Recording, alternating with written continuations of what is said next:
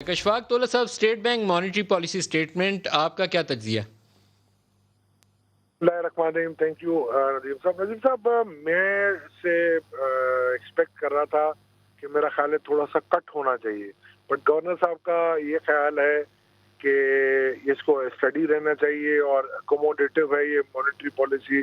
ان کا یہ خیال ہے کہ یہ انٹرسٹ ریٹ تھوڑا بڑھنا چاہیے، بٹ بیکاز آف کووڈ جو لوکل سچویشن اور انٹرنیشنل سچویشن ہے، وہ یہ کہنا چاہ رہے ہیں کہ اس کی وجہ سے ہم اکوموڈیٹو ہیں. اکانومی کو دیکھتے ہوئے آپ کو رسک فیکٹر کیا نظر آتے ہیں؟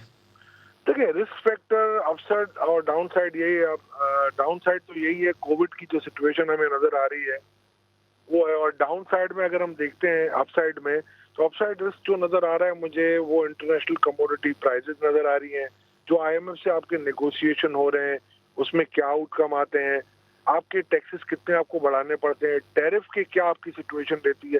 یہ ساری چیزیں ہیں ندیم صاحب جو میں سمجھتا ہوں کہ کافی آپ کے لیے ولنریبل ثابت ہو سکتی ہیں ان فیوچر.